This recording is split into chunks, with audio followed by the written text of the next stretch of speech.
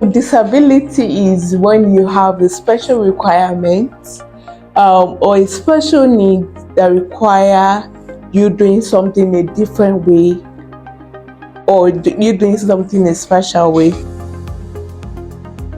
When I was 3 years, I developed malaria and I was taken to the hospital for injection for usual treatment.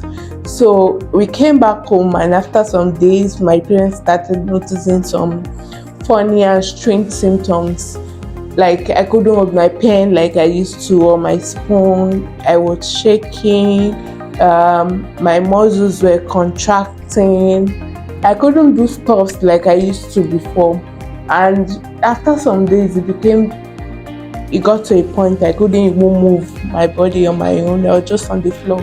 So for my parents, it was really tough for them because, according to my mom, I was always okay. I walked normally at the right age. I started walking at the right age. I started holding pen at the right age. But all of a sudden, everything just went haywire.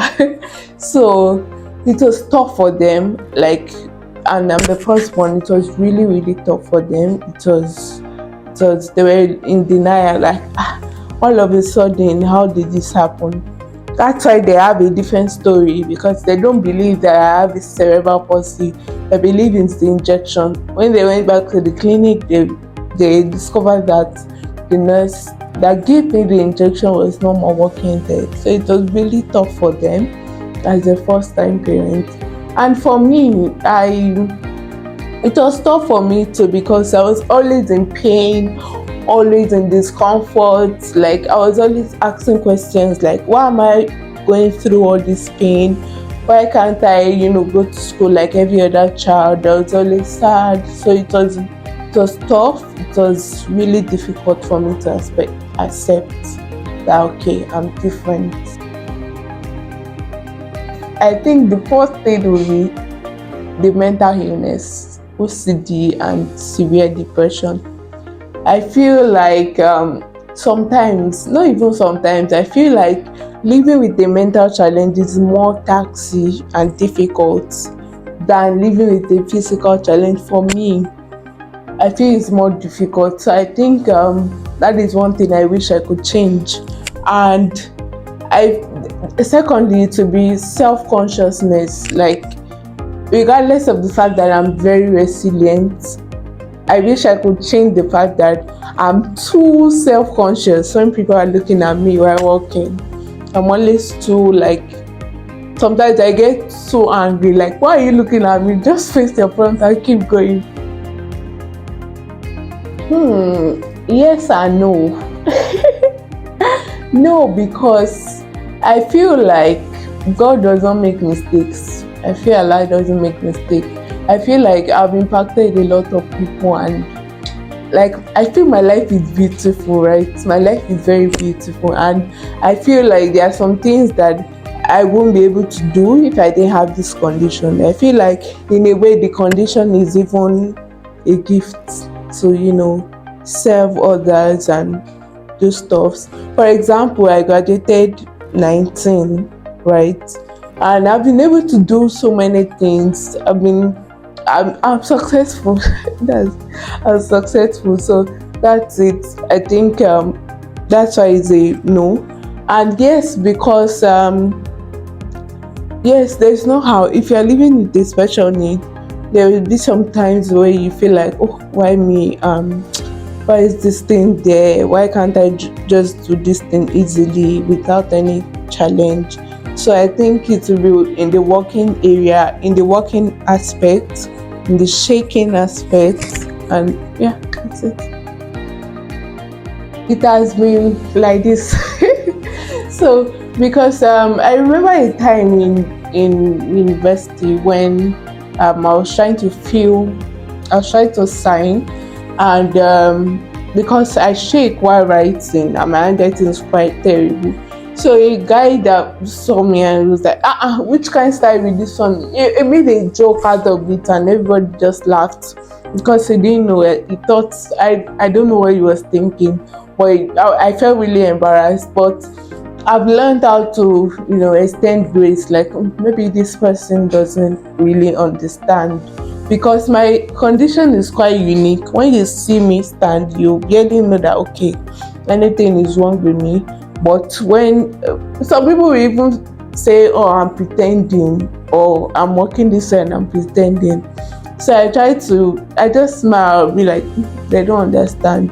And for closer relatives, still the same thing. I try to make them understand that look, this is what I want. I try to communicate. I try to make them make them understand better by communicating.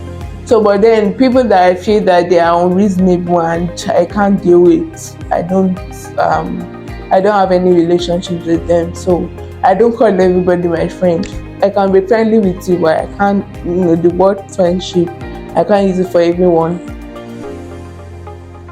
School was interesting, fun, and tough. Very tough, very tough, very tough.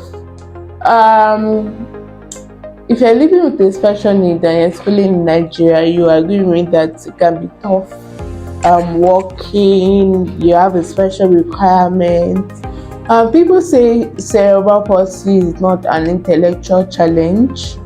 It's not, yes, but I feel that together with cerebral palsy, there can be also an intellectual challenge that doesn't have to do with cerebral palsy, maybe a current condition. So that's why the reason why I said this is because when I was in primary school, when I was, even in the classroom, I studied to learn. I struggle rather to learn, to assimilate things faster. So it was a struggle for me. When they said that I could not do physiotherapy again, it wasn't really bad, but I cried that day. I was really destabilized. I was really, really depressed. But it just lasted for a few hours and I moved on with life. My best memory will be with having fun with my friends in school, especially Rafia. My daddy, my dad is my biggest support system. That man is awesome. My parents, the both of them, they are so awesome. Right from when I've been a child, they've been supporting. They've been relentless. They've been so amazing. In fact, sometimes I be like, where do they get their strength and energy from? They're always motivated, always want to see me excel. They don't treat me like, okay, you have a disability. They see me as a normal child. They see me as someone that can still excel regardless of any challenge. My story, my resilience, my background, my parents, everything about me makes me exceptional. How compassionate I am, how the go-to spirit I have, the will to always, be a blessing to other people. You are not disabled. Like, something may be wrong with a part of your body. That's just a small part of you. There's so many things you can still do, right? So define your own disability. Don't let people define what disability means for you. Define it for yourself. And another thing is that look beyond your disability. Beyond disability, what else can you do? Remove the disability. What can you do? How can you be a blessing to other people? So before disability, there is you, there is a human, there is someone before any disability. So look beyond the disability, define define what disability means to you.